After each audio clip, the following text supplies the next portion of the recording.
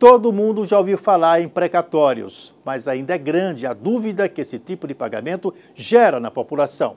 Para esclarecer alguns pontos, o Sergipe Justiça fez uma entrevista especial com o gestor do Departamento de Precatórios do Poder Judiciário sergipano, o juiz José Pereira Neto. Acompanhe.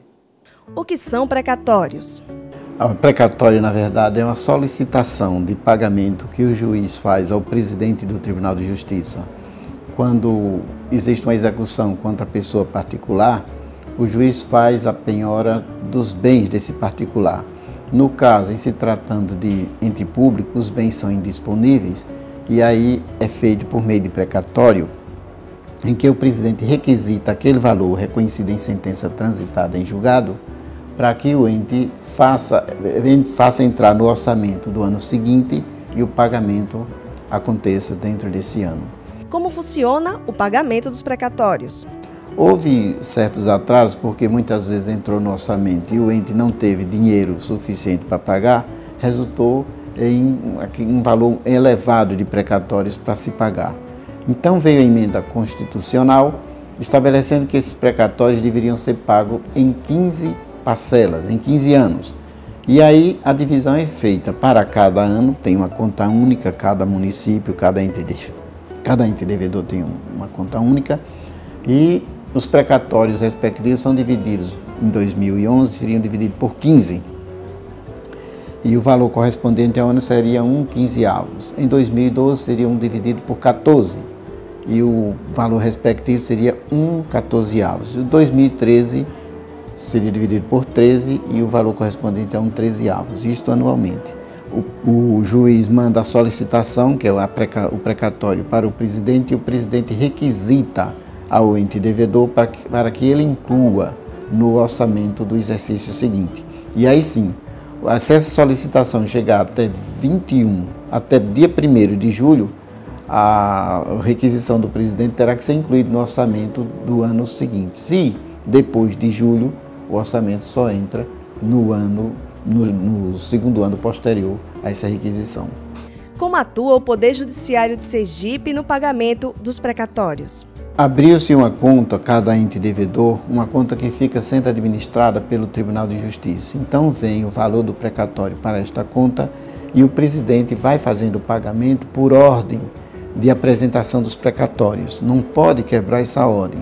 Se tiver um precatório de R$10.000 e um de 100 logo a seguir, o presidente só pode pagar o de R$100 quando tiver dinheiro suficiente para pagar o de R$10.000. Agora, existem os precatórios com preferência. Por exemplo, alimento tem preferência sobre o precatório comum.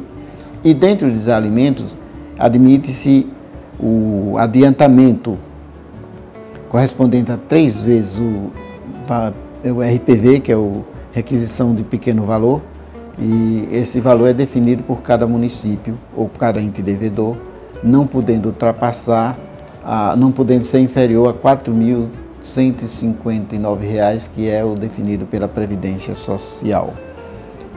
E se limita a esses 3 valores como adiantamento. Feito esse adiantamento, o precatório continua na fila dos de alimentos, porque mesmo sendo de alimento tem preferência, vai estabelecer a relação também por ordem de antiguidade. O Departamento de Precatórios. O Departamento de Precatório é fruto de uma recomendação do Conselho Nacional de Justiça, mas uma preocupação do Dr. Cláudio Deda. Ele, quando chegou, desde o primeiro dia que ele assumiu, que ele luta para levar o precatório para um setor especial, ao lado da presidência, ao lado do gabinete dele, onde ele quer exercer fiscalização direta. Foi ele que me nomeou como juiz gestor do precatório, é uma função de confiança dele, para dar todo o acompanhamento. A gente está empenhado em ver os depósitos, conferir se houve realmente o depósito e se o depósito corresponde ao que deveria ser feito. Nós estamos fazendo isso.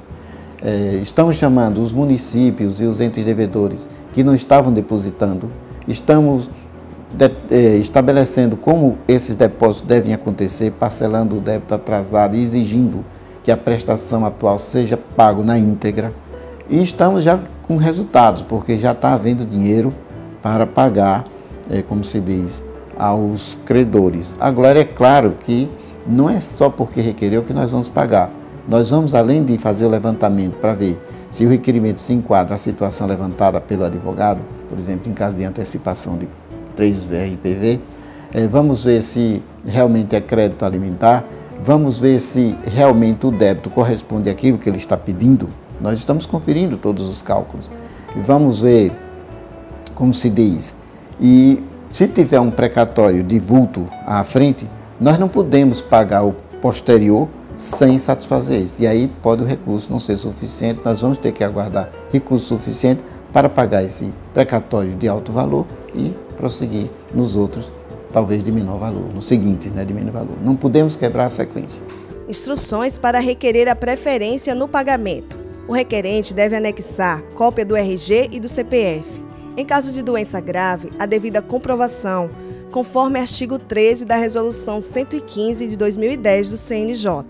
O laudo médico oficial concluído por medicina especializada em caso de doença que não conste no rol deste artigo. O requerimento deve ser formulado pessoalmente ou por intermédio de advogado, com procuração datada de até 90 dias. O portal de precatórios. Sim, nós criamos um portal com todas as informações. Informação sobre a legislação de precatório, informação sobre a ordem dos precatórios, informação sobre os valores do RPV de cada entidade, tem a legislação com esses valores. Tudo que nós podemos informar, nós estamos colocando nesse portal. Como se diz, é uma transparência, um portal da transparência. É verdade que o pagamento pode demorar? Nós pagamos, como eu falei ainda há pouco, pela sequência. O precatório pode ser pago com mais rapidez ou não.